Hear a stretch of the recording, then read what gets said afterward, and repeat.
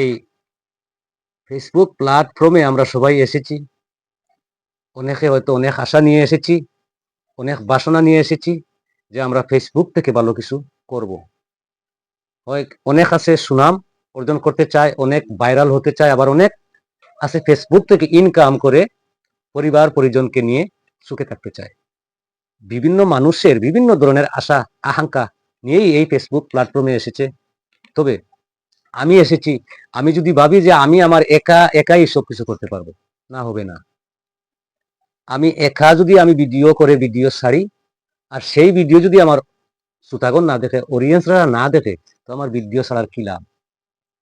আর এই ভিডিও করার কি লাভ? তবে হ্যাঁ, লাভ একটাই আছে।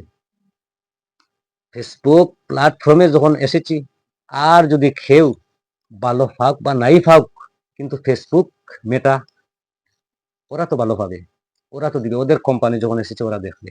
তবে তেমন হবে না আর কি। আর শ্রোতাগণ থাকলে, যেমন শ্রোতাগণ থাকলে, অডিয়েন্সরা থাকলে, ভিডিওতে লাইক কমেন্ট করলে একটাই হয় যে আমার ভিডিওটা আপনার পাশে যাবে, আপনার সামনে যাবে, আর আপনার ভিডিওটা আমার সামনে আসবে। এটাই। আমি যদি আপনাকে কমেন্ট করি, তাহলে আপনার ভিডিও আমার সামনে আসবে, আর আপনি যদি আমার ভিডিওটা দেখে আমার ভিডিওতে কমেন্ট করে, তাহলে আমার ভিডিও আপনার সামনে যাবে। এইভাবে আমাদের প্রোফাইলটা গ্রো করতে হবে, আমাদের প্রোফাইলটা বড় করতে হবে। আমার ভাইরালের চিন্তা আমি করতেছি না যে আমি ভাইরাল হয়ে যাব। আমি চাই শ্রোতাগণের মন, শ্রোতাগণ যদি আমাকে হেল্প করে, অডিয়েন্সরা যদি আমাকে হেল্প করে, তাহলে হয়তো আমি এগোতে পারবো। প্রত্যেকটা মানুষের এই আশাই যে অডিয়েন্সরা যাতে ভিডিওগুলা দেখে, ভিডিওগুলা শুনে। হয়তো অনেক ভিডিওর আছে কোয়ালিটি ভালো হয়, এটা বলতে বলতে হয় না, ছাড়ার সাথে সাথে অনেক ভিউ হয়ে যায়, কমেন্ট লাইক হয়ে যায় ভিডিওর কোয়ালিটি অনুসারে। কিন্তু অনেক আছে, যেমন আমি ভিডিওর কোয়ালিটি তেমন পাওয়ারফুল দিতে পারি না, তেমন এডিটিংও আমি করি না। কারণ সেটা বুঝতে গেলে, যে এই যে ফেসবুকে অনেক ভিডিও আছে যে একজন বলে ওইভাবে করলে ওইভাবে হলো অধিক ওলা হবে, ওইভাবে করলে এমন হবে, ওইভাবে করলে তেমন হবে।